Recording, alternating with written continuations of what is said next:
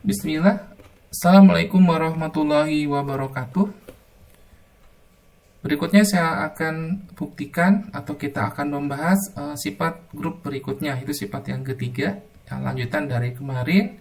Di video kemarin kita membahas ada sifat konstelasi kiri, kemudian yang kedua sifat konstelasi kanan.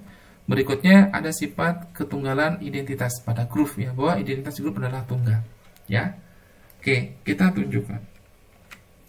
Jadi ini sifat ketiga, bahwa elemen identitas pada grup adalah tunggal, ya. Berarti di sini teman-teman, untuk membuktikan sifat ini berarti saya bisa menggunakan sifat yang sudah kita tunjukkan, itu sifat konstelasi kiri ataupun sifat konstelasi kanan, ya. Nah, di sini dan ditambah dengan aksioma yang kita punya, ketertutupan, asosiatif, identitas, dan inversi. Tapi aksioma tersebut akan saya gunakan mungkin yang saya butuhkan saja, ya. Oke, di sini berarti yang saya pakai nanti aksioma identitas, ya. Nah, di sini berarti saya punya bukti. Nah, di sini karena dia tunggal, ya, akan kita tunggal. Berarti di sini emang berarti saya memisalkan di suatu grup itu dia punya lebih dari satu identitas, kemudian nanti kita tunjukkan identitas tersebut nanti sama, ya. Jadi di sini kondisinya berarti saya punya misalkan, kita bentuk dulu sesuatu himpunan yang grupnya siapa. Jadi saya punya misalkan G adalah grup. Berarti di kondisi kita bentuk dulu, ya. Nah, karena kita berhubungan dengan identitas dan yang akan kita tunjukkan adalah tunggal, ya, maka kita bentuk di sini, kita buat. Dan di sini misalkan G adalah grup, dan di sini berarti yang akan saya bentuk berarti dan E dan F adalah identitas di G. Nah, berarti di sini kan saya mengambil kondisi bahwa di G itu dia punya lebih dari satu identitas, itu E dan F, ya. Nanti akan kita tunjukkan E itu sama dengan F, ya. E itu sama dengan F. Jadi di sini akan saya buktikan, ini arah bukti kita akan dibuktikan E itu sama dengan F. Nah, baru kita gunakan sekarang aksioma dari identitas. Ingat, ya, kalau aksioma identitas berarti di sini saya gunakan, ya, karena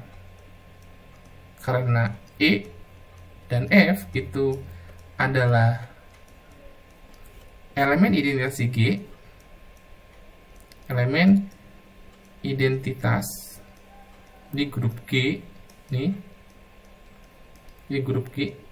Nah, di sini saya akan gunakan sifat konstelasi, apakah kiri, apakah kanan, ya. Nah, berarti di sini berarti saya punya kondisi ini. Berarti untuk setiap, ya,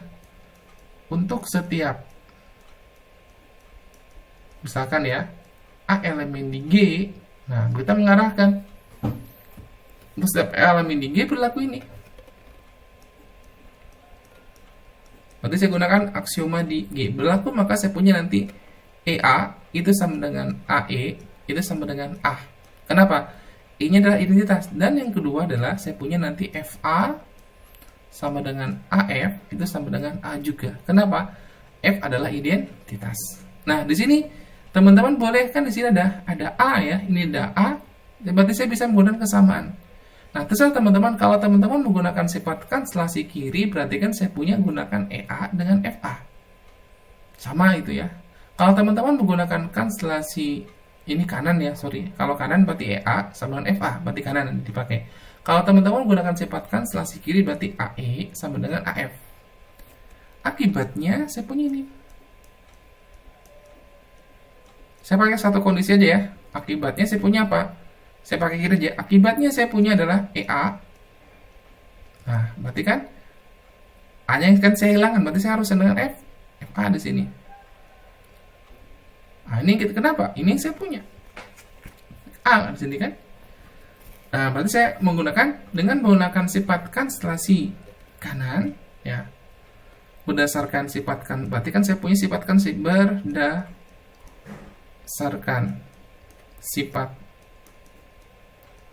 kanstelasi kanan.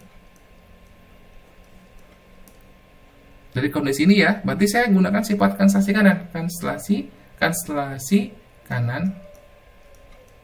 Di sini di grup G, diperoleh, berarti saya punya siapa? Diperoleh berarti saya punya E itu sama dengan F. Berarti saya punya apa? E itu sama dengan F. Dengan kata lain, di sini apa? Dengan kata lain, identitas 3 adalah tunggal. Dengan kata lain, identitas di grup G adalah tunggal.